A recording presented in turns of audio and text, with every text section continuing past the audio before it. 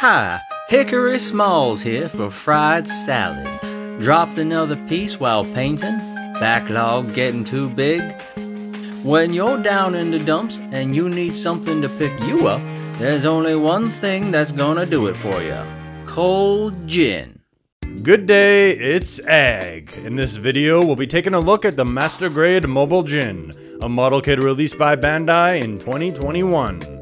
The Ginn is a grunt suit from Gundam Seed, and this MG was its first representation in the 1/100th scale. Previously, our only options for this mobile suit were Mickey-sized no grade and high grades.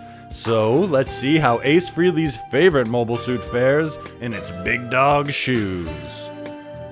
Looking inside the box, we can see a fair amount of runners for the Ginn, but no Cracker Jack surprises.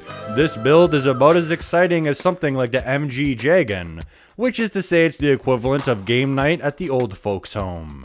The Ginn is descended from the 2019 Master Grade of Knuckles the Echidna, using most of its inner frame. The build is very simple, with as few parts as possible for the frame. Comparing it to a 2.0 kit, this is shockingly economical. Everything here is purely for function. The gates of Bootylon do open up when you see a tiny sticker sheet with a single purple dot for the mono eye. Everything else is in color. The little black vent details on the legs are done with rather large pieces that go inside. You can still add some additional details here and there. Oops, I dropped that. For lining, I used my Model Master wash, and oh my god, I got butterfingers today. So, while that old folks game night may not sound exciting, sometimes they play bocce in that game on cruise ships with that big old board. That's what it's like building the Ginn. It's like shuffleboard, Sonic Shuffle, outdoor curl, whatever you call it. There is no denying how awesome this mobile suit looks. The detail is surprisingly amazing, with all the raised surfaces and perfectly placed panel lines. There is something so distinctly cartoony about the Ginn that I like, with its orange and white highlights. The color is really nice. I absolutely love this shade of gray, blue, whatever you want to call it. I was a bit unsure about the lighter blue used on the legs because it reminded me of the M9 Gernsback kit that I made a while ago, which felt a little bit cheap. I was very careful not to repeat my mistake of using overly dark panel lining on the Ginn, and I'm very happy with the end result. I really feel like a mobile suit like this needs a matte top coat to really look good though. Which is why I completed its detoyification process with just that to remove that plastic shine, giving us the end results. The Ginn may appear as nothing more than the Seed version of the Zaku, but much like the Ailstrake took a fresh new bulky approach on the RX-78, this mobile suit is a remarkable reinvention. It looks like a military machine, especially with the leg design. But would a military machine in our world be brandishing a sword like this? Probably not, but this is Gundam we're talking about. Realism is for wieners. The Ginn is ready for a gentleman's duel for your daughter's hand in marriage with this sword. It looks cool and it stores on the side skirt. On the other hand, the rifle is just alright. It goes into the hand without any sort of clip, which mostly works, but I can't help but feel it looks a little too front forward. We have 4 banana clips for this guy with a magazine holder on the hip. It looks decent, but the clips fall off faster than a hair metal band on their 3rd album. The leg-mounted cannons will take you on a rocket ride, and the kit can also hold them threateningly to rob a Max convenience store. A great aspect about the hip and leg storage is that they're black pieces that can rotate.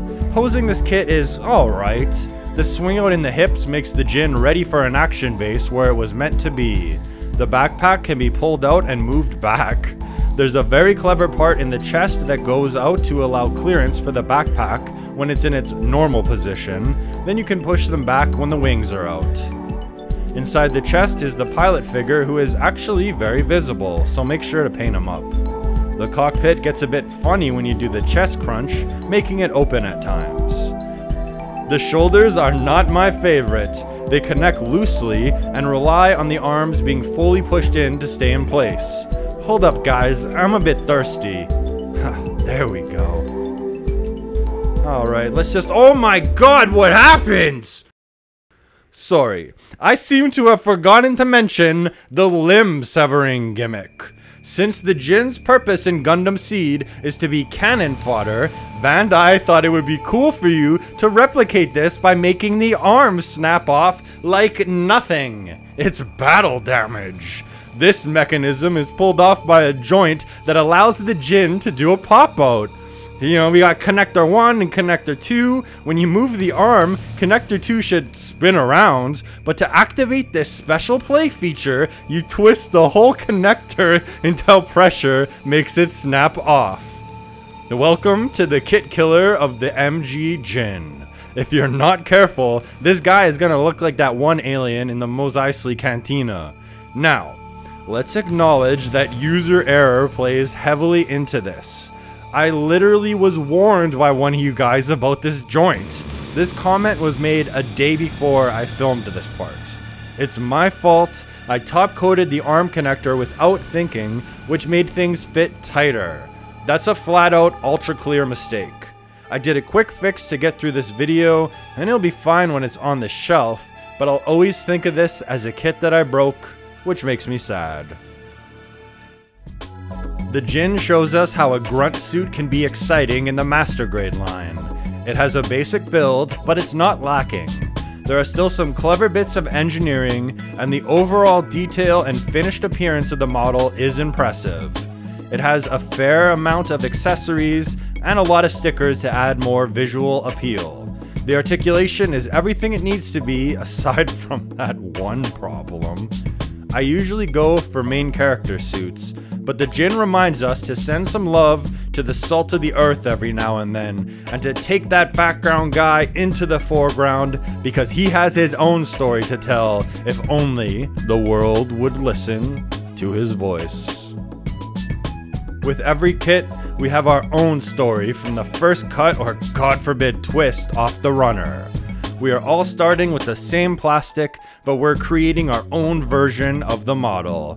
Maybe it'll be a clean, straight build. Maybe it'll be a custom paint job. Or it could be a victim of the sweeps on the planet of junk. Whatever it is, it's something we can call our own. This is the MG Ginn, I'm Eggk, and you're watching Treehouse.